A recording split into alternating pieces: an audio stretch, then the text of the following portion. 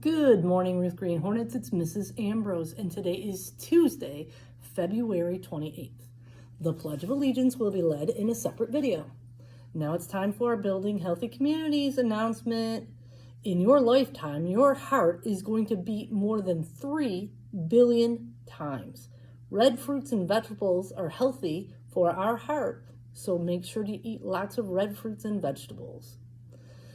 Also, in regards to building healthy communities, I wanted to congratulate the staff on their STEP challenge. We set a goal for 2 million, then changed it to 3.5 million. Our total steps for the month of February was 3,515,813. Wow, that's a lot of steps. You guys worked hard. Nice job, staff. And now it's time for our Black History Month featured historical figure of the day. Today we have Zora Neale Hurston. Zora Neale Hurston was born January 1891 and died 1960. She was an author, that's somebody who writes books, filmmaker, and anthropologist. An anthropologist is the study of aspects of humans within past and present societies. In her work, she captured the racial struggles in the early 1900s. Ms. Hurston was born in Alabama and moved to Florida in 1894. In her early career, she conducted research on Black American and Caribbean folklore and how it was part of the Black community's identity. She also wrote fictions about current issues in the Black community and became a central figure in the Harlem Renaissance.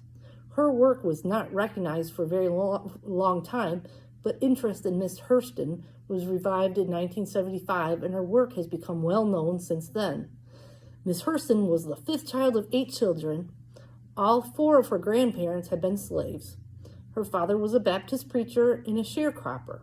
That is a farmer who rents the land and pays for the rent through sharing their crops. Miss Hurston finished high school and went on to college, where she was the only Black student at an all-female university, where she earned her bachelor's degree. She went on to earn her master's degree in anthropology. Miss Hurston traveled to the Caribbean and American South and studied cultural practices to conduct her studies on Black culture, which she then used to create her books. Hurston was not only a writer, she also dedicated her life to educating others and the arts. And in 1934, she established a school of dramatic arts at Bethune-Cookman College. 5 years later, she worked as a drama teacher at North Carolina College for Negroes at Durham. Although Hurston eventually received praise for her work, she was often underpaid. Therefore, she remained in debt and poor. After years of writing, Hurston had to enter the St. Lucia County Welfare Home as she was unable to take care of herself. Hurston died of heart disease in 1960. At first, her remains were placed in an unmarked grave. In 1972, author Alice Walker located her grave and created a marker. Although Hurston's work was not widely known during her life, and in her death, she ranks among the best writers of the 20th century. Her work continues to influence writers throughout the world. Maybe you want to be a writer. Do you like to write stories? Maybe that's what you would like to do when you grow up. I also want to remind you that the Breakfast of Champions is on Wednesday. I can't wait. You'll get called down at 9 o'clock if you're one of my champions for a fun and healthy breakfast. I also want to remind you penny wars are still going on. Bring your pennies and your loose change to put into other classes' jars at lunchtime.